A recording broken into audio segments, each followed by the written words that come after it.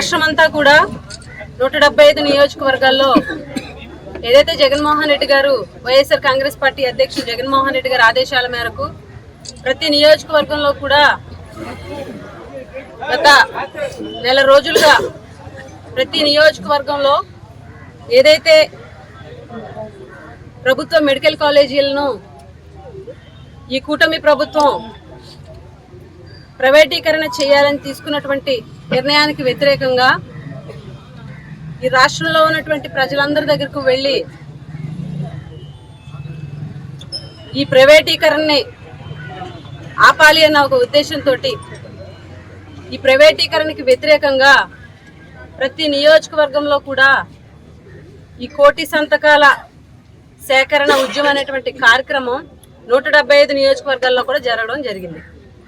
అయితే ఏదైతే గత ప్రభుత్వంలో ఆనాటి ముఖ్యమంత్రి వైఎస్ జగన్మోహన్ రెడ్డి గారు పేద మధ్య తరగతి వాళ్లకు ఉచిత విద్య, ఉచిత వైద్య విద్య, అదేవిధంగా ఉచిత వైద్యం అందించాలని ఒక సంకల్పంతో 17 మెడికల్ కాలేజీలని ఈ రాష్ట్రంలోకి తీసుకురావడం జరిగింది.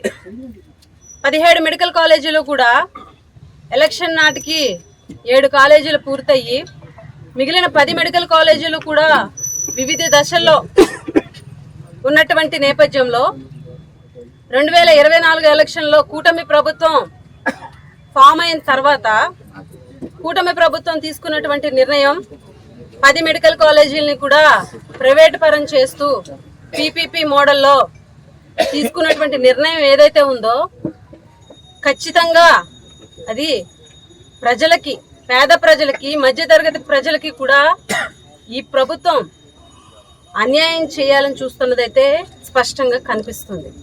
ఎందుకనంటే ఏవైతే ప్రభుత్వ మెడికల్ కాలేజీలు అనేవి అన్నీ కూడా కంప్లీట్ అయ్యి అవన్నీ కూడా కంప్లీట్ అయిన తర్వాత పేద మధ్యతరగతి ప్రజలకు ఉచిత వైద్యంతో పాటు ఉచిత వైద్య విద్య కూడా అందించేటువంటి పరిస్థితి ఉండేది. ఈరోజు అటువంటి అవకాశాన్ని ప్రజల నుంచి లాక్కొని ప్రైవేట్ పరం చేయాలని తీసుకున్నటువంటి ఈ కూటమి ప్రభుత్వ నిర్ణయాన్ని ఈరోజు స్వచ్ఛంగా ప్రజలే స్వచ్ఛందంగా వచ్చి వాళ్ళ సంతకాల రూపంలో వైఎస్ఆర్ కాంగ్రెస్ పార్టీకి మద్దతు తెలిపారు అని అంటేనే ఇప్పటికైనా కూటమి ప్రభుత్వం కళ్ళు తెరవాలని చెప్పి ఈ సందర్భంగా తెలియజేస్తున్నాం. ఎందుకనంటే 175 నియోజకవర్గాల్లో కూడా 1 కోటి సంతకాల సేకరణ అని ఏదైతే జగన్మోహన్ రెడ్డి గారు అనౌన్స్ చేసిన తర్వాత ఈరోజు 1 కోటి పైచిలుకు మద్దతు సంతకాలతోటి ఈరోజు మద్దతు వచ్చిందంటేనే ఏదైతే కూటమి ప్రభుత్వం తీసుకున్నటువంటి ప్రభుత్వ మెడికల్ కాలేజీల ప్రైవేటీకరణ ఏదైతే ఉందో ప్రజలందరూ వ్యతిరేకిస్తున్నారు, ఈ రాష్ట్ర ప్రజలందరూ వ్యతిరేకిస్తున్నారు అన్నది స్పష్టంగా కనిపిస్తుంది. ఈరోజు ప్రైవేట్ పరం చేయడం వల్ల ప్రైవేట్ మెడికల్ కాలేజీలకు అవి ఏర్పడితే ఖచ్చితంగా అక్కడ ఉచిత వైద్యం అనేది అందేటువంటి పరిస్థితి ఉండదు. ఈరోజు కూటమి నాయకులు ఎక్కడ మాట్లాడినా కూడా మేము ప్రైవేట్ పరం ఎక్కడ చేస్తున్నాము, పీపీపీ మోడలే కదా అని అంటారు. మేము ఉచితంగా వైద్యం ఇచ్చేస్తాము, ఉచిత వైద్య విద్య అందించేస్తామని మాత్రం ఎక్కడ చెప్పట్లే. మేము ప్రైవేట్ పరం చేయట్లేదు అని చెప్పి అబద్ధాలు చెప్తున్నారు. 63 సంవత్సరాల పాటు ప్రైవేట్ వ్యక్తులకి ఈ గవర్నమెంట్ మెడికల్ కాలేజీలను అప్పచెప్పి మీరు ఏం చేయాలనుకుంటున్నారు? ఇది కమిషన్ల కోసం కాదా? కేవలం మీకు సంబంధించినటువంటి వ్యక్తులకి ఈ మెడికల్ కాలేజీలను అప్పచెప్పి ఫ్యూచర్లో రాజకీయంగా మీరు లబ్ధి పొందుదామన్న కుట్ర కాదా అని చెప్పి మేము ప్రశ్నిస్తున్నాం. జగన్మోహన్ రెడ్డి గారి ఆశయం ఏంటి? ప్రభుత్వ మెడికల్ కాలేజీలు తీసుకొచ్చి ప్రజలకి మంచి చేయాలనుకుంటున్నారు. గత 100 సంవత్సరాల్లో ఆంధ్రప్రదేశ్లో ఉన్న మెడికల్ కాలేజీలు కేవలం 12 మాత్రమే. కానీ జగన్మోహన్ రెడ్డి గారు వచ్చిన తర్వాత ఒకేసారి 17 మెడికల్ కాలేజీలని తీసుకురావడం జరిగింది. అంటే 100 సంవత్సరాల్లో ఎవరు కూడా పేద ప్రజలకి ఉచిత వైద్యం, ఉచిత వైద్య విద్య అందించాలని చెప్పి ఆలోచించలేదు ఒక జగన్మోహన్ రెడ్డి గారు తప్ప. ఇంత మంచి ఆలోచనని ఆ 10 మెడికల్ కాలేజీలకి కూడా కేవలం ఒక 5,000 కోట్లు, మొత్తం టోటల్ ప్రాజెక్ట్ 8,500 కోట్లు పైచిలకు అయితే 3,500 కోట్లు జగన్మోహన్ రెడ్డి గారి ప్రభుత్వంలోనే ఖర్చు అయితే ఇంకొక 5,000 కోట్లు ఖర్చు పెడితే మిగిలిన 10 మెడికల్ కాలేజీలు కూడా కంప్లీట్ అయ్యి ప్రజలకు అందించడం జరుగుతుంది. ఈ రోజు కూటమి ప్రభుత్వం ఏం చెప్తుందనంటే ఖజానాలో డబ్బులు లేవు, ఎటు చూసినా ఏమీ లేవు, అందుకనే మేము ప్రైవేట్ పరం చేసేస్తున్నాం, పీపీపీ మోడల్ ఇచ్చేస్తున్నాం అని చెప్తున్నారు. సిగ్గుచేటు నిజంగా కూటమి ప్రభుత్వం. ఎందుకనంటే ఈరోజు అమరావతికి 50,000 కోట్లు, 1,00,000 కోట్లు ఖర్చు పెట్టేస్తాము, ప్రపంచంలో అందరూ చూసేటువంటి రాజధాని కట్టేస్తామని చెప్తున్నారు. మరి ఈరోజు 1,00,000 కోట్లు, 50,000 కోట్లు ఎక్కడి నుంచి వస్తున్నాయి?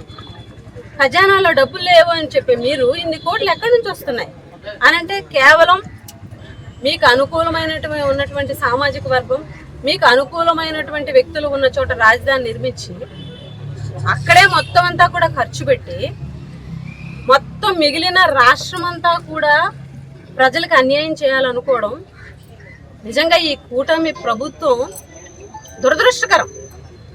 ఎందుకనంటే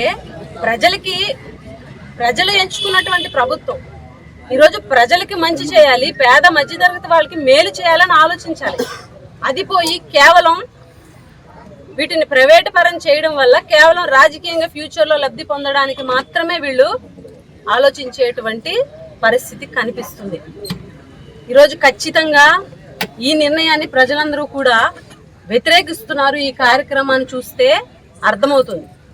ఈరోజు ప్రతి నియోజకవర్గంలో కూడా సుమారుగా 50,000 పైచిలకు సంతకాలు అనేవి సేకరణ జరిగింది. ఈరోజు కురుపాం నియోజకవర్గంలో కూడా 50,000 పైచిలకు సుమారుగా 55,000 సంతకాలు అనేవి సేకరించడం జరిగింది. అంటే ఇది మామూలు మద్దతు కాదు.